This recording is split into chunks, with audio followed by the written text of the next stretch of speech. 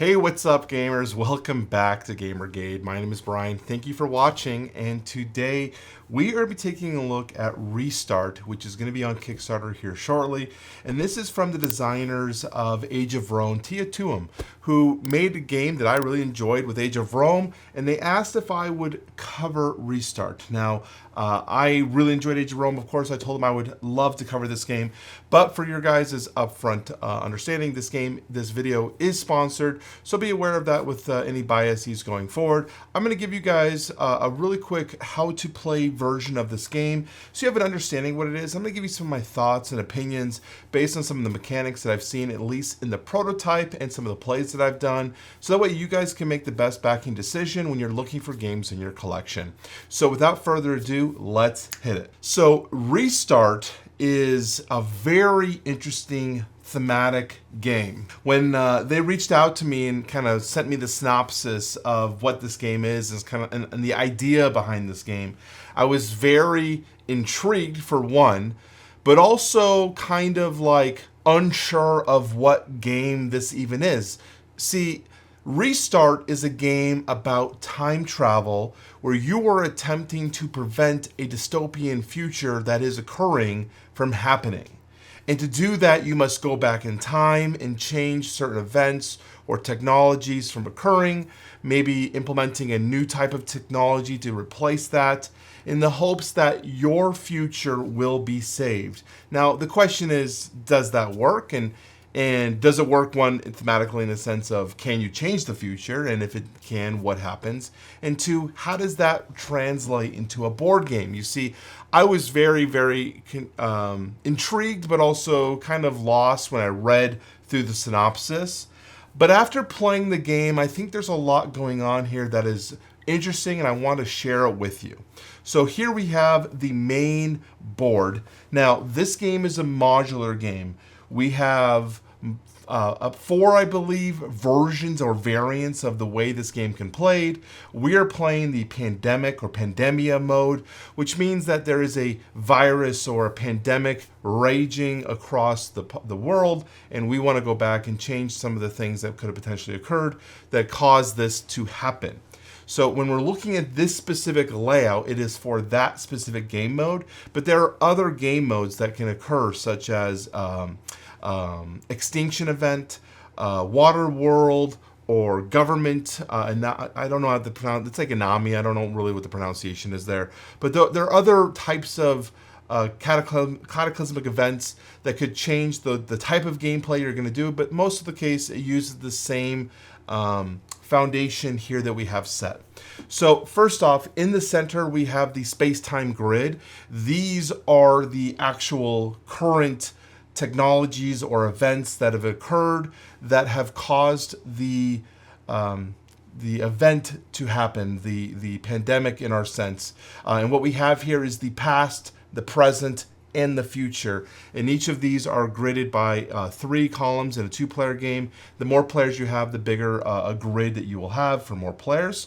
But yeah, we have all the cards up here represent the future, and then we have here that represent the current, the present, and then of course the past. And you'll see that we currently have some miniatures on the board. Those are represented by the players. I am the purple player, so I have a purple miniature here, but when I take my turn, I'm actually going to be placing my actual character on the board. And what this represents is this is me in the past. This is a child or teenage age of me who is also trying to, be involved in this stuff. But you have my character who's going to be going back in the past, changing these events. Now, one of the key rules of this game, though, is you can never meet yourself. That's something that can happen. So one of the blocks of the worker placement aspect is you can't place where your child self is. And I also cannot go where another time traveler is traveling, except for their child. I can visit their child or their child self or their teenage self, whatever you want to call that. Also to note, the cards here in the row are randomized. They don't necessarily mean thematically that this is the setup you're going to set up every time.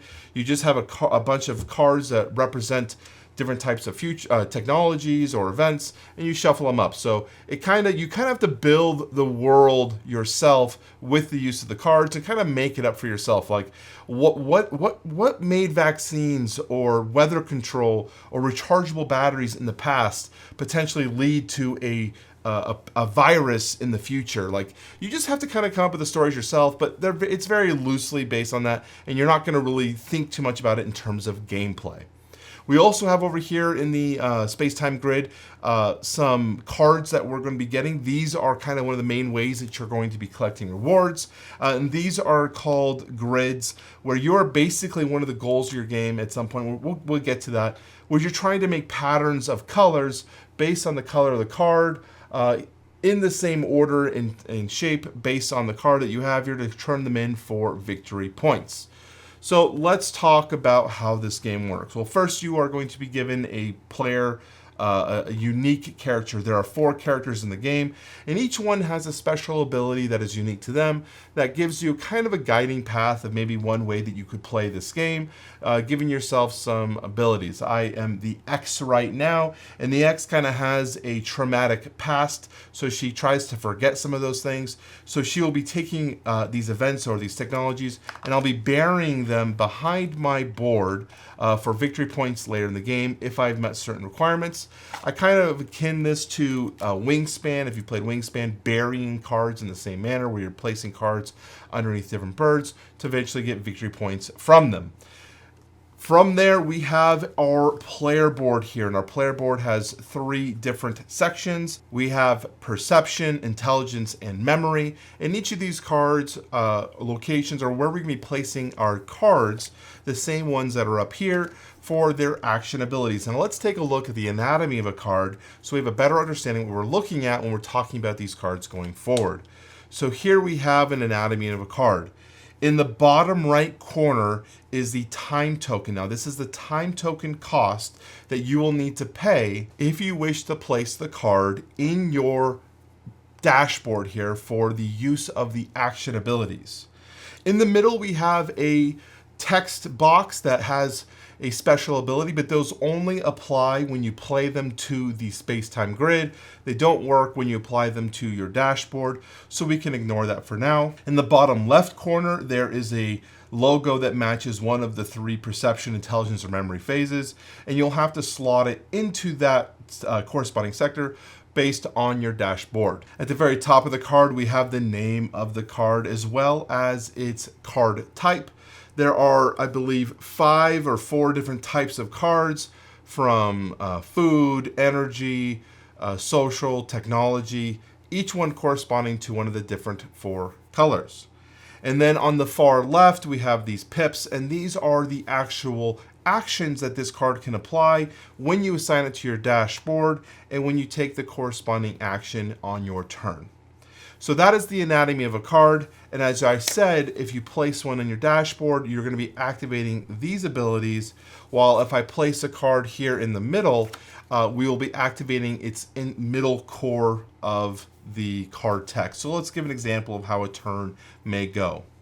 At the beginning of my turn, I have the option of playing one of the cards in my hand into my board. This is called steadying, where I can get some sort of benefits for going future. So I'm going to do that. I will just apply this Internet of Things to my top board, and it would cost 1, so I would pay the 1 cost for that. But now I have this available for me if I can get time fragments to unlock additional actions for them. And then we'll move on to the next step. So at the bottom of the dashboard is a guiding path of the actions you're going to take. I really enjoy the use of pictures with references to abilities, and those are also all correspond on the back of the rulebook. Although I wish that the player aids were a little bit more clear for each player in terms of what they like in that factor, but I do like that the rulebook has a very good breakdown of those. So when we go into the perception phase, we're actually dealing with the space-time grid, our characters on the board. And the thing that we can do, we can move either our self or our child self. We could play a card from our hand into the space-time grid to where our hero is, our character model is, or we can validate a chain. Validating a chain means choosing one of these from your hand and assigning it based on the abilities that you have. So let's do something like this. So on my turn, I'm going to study. I studied, I paid my token. Now we're in the perception phase. I'm going to move my character down here, and then I'm going to play a card. So I am going to I'll play aerial seating here into the row. I am changing in terms of thematics. I am removing weather control. We want to remove that technology from ever occurring, and we're going to replace it with aerial seating. Maybe that will help affect the future. And we don't pay any costs to play that to the board. That is a free cost. We just play it. And then we could choose to do, if we wish, the text on this card. The card says here, discard 1 adrenaline pill from your supply to perform the plan A action. I will do that. So if I had some of these adrenaline pills, which you start with a bunch, so I'll discard one of those, and I will do the plan A action. Now, this is a perfect segue into what the next step is, which is the intelligence phase, where you're going to be dealing with this specific module's mini game, which is going to be dealing with this board over here. Now, this is the study of the virus as well as the vaccine, and you will have to choose which one you want to currently put your efforts into, as well as choosing which one is more beneficial for you with your choose your luck type, adventure here. So we have the plan A, which is represented by a triangle, which is studying the virus. You will be rolling these dice, and the yellow one is studying the virus or plan A. And there are more sides of this dice for yellow than there are of green, which is studying the vaccine.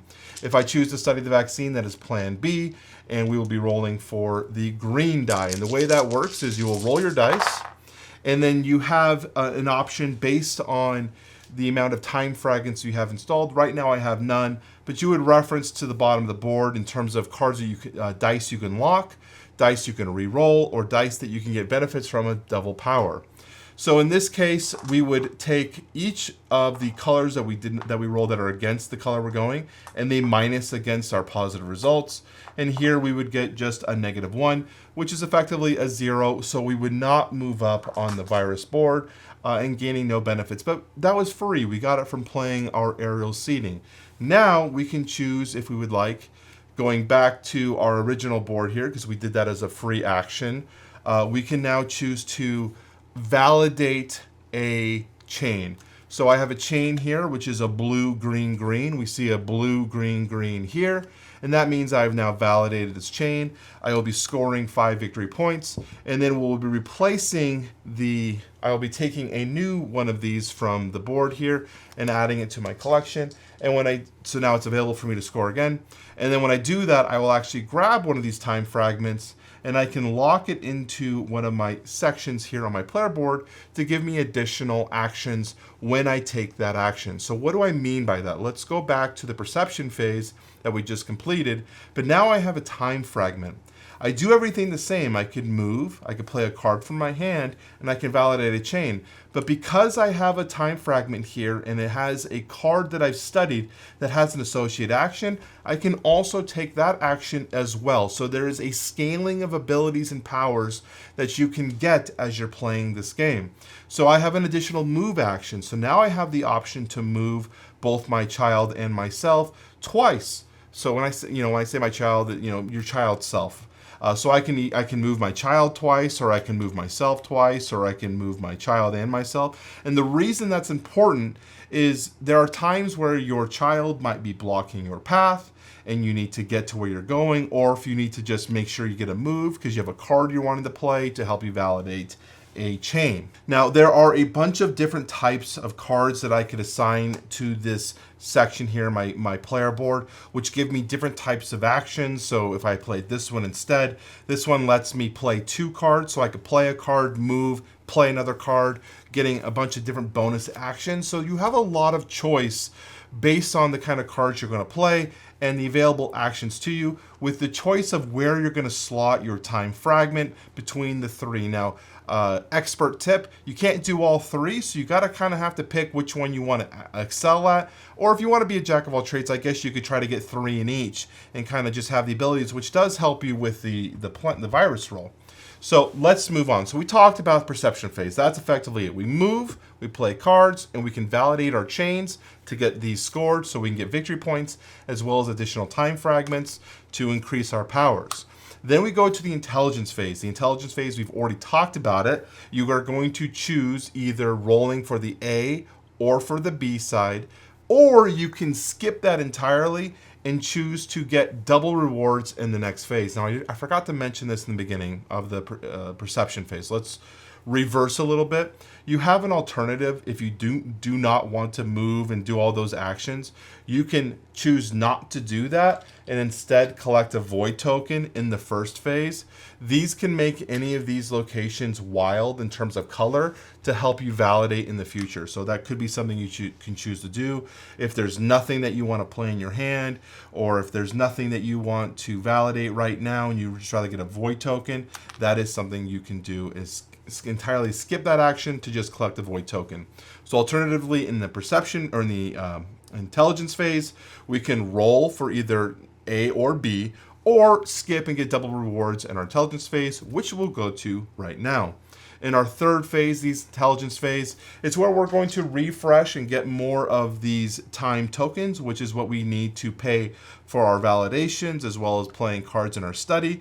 And we're going to be drawing more cards from either the row. I forgot to put them out, but there's generally 3 cards available in the row here for you to choose from, or you can choose to draw a card from the deck. And if we chose to skip our intelligence phase, where we choose to get double rewards, instead we will collect an additional bonus time token as well as an additional card to our hand. So that is kind of your choosing path in terms of what you want to do. And then once I have taken my actions, the next player goes. So all of that is me taking my turn, and then the next player is going to go after that. The round ends when the cards here on the left equal the amount of players in the game. So in a 2-player game, if this was also validated and there's 2 here, the round will immediately end at the player who validated that chain finishes their turn. So even if it's like a 2-player game and the first player did that, the second player will be going first in the next age. And what does that mean? Well, we will remove both of our figures from the board. We leave the children where they're at, and they're going to move. I actually screwed up moving that here. We're going to move the child selves up to the present. So we're kind of now moving to another age. They're growing up. So we went from the past, now they're in the present, and so they're now chaining into this middle row. And then we will again place ourselves back on the board, and then continue play. And in the third round, again, the children will move up to the future now. And then at the end of that is the end of the game. So that is the rough of how this game works. It's got a lot of moving parts, but I like how everything kind of intertwines and chains together and makes a lot of sense. And because of the iconography here, the game is universally almost English independent, other than, of course, the text on the cards. But I like it when a game you can just look at the icons and understand what the game wants you to do. I really appreciate that. And very good rule book here in the back, which kind of explains all those abilities. Now, I mentioned that there are multiple different types of dystopias or futures that you can have. Now, the game, this is one of the coolest parts of the game. The game remembers what you did. So let's say the game ended right here. We finished our game.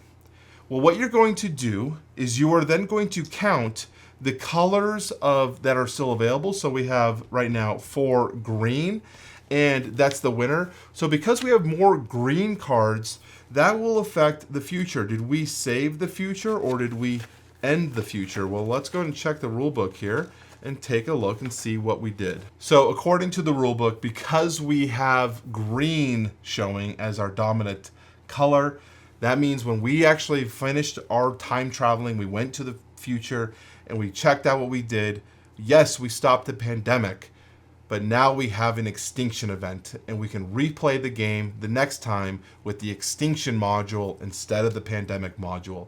So I think that's really cool. So there's multiple different ways to play, each one with its own module. There's even like a roll and write here for you to play with. On the back of this board, is the Senator board, which is for the one I was kind of talking about, the politics, the ammonia. I don't know how to pronounce it, but there's different ways to play this game. While the core mechanics are pretty much the same, there's little modules that will change this game so that it's kind of fresh going forward. And there's even a Legacy Light experience that can be integrated into this game if you have a group that really wants to kind of push their limits. So what do I mean by the Legacy Light experience?